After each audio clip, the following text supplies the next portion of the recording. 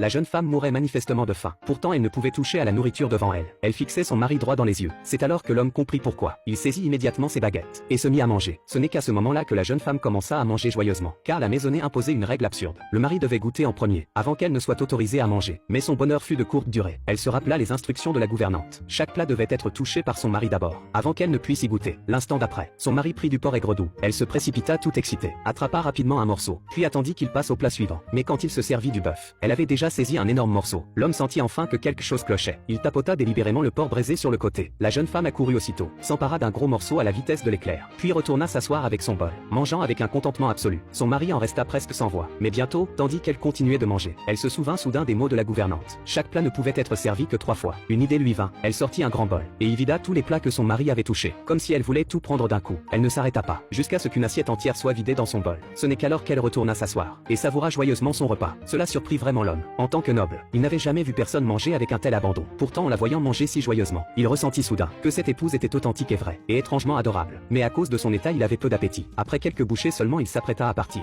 Avant de partir il marqua une pause, et tapota délibérément le poisson intact avec ses baguettes, signalant qu'elle pouvait le manger librement. Ce n'est qu'alors que la jeune femme réalisa que son mari était en fait facile à vivre.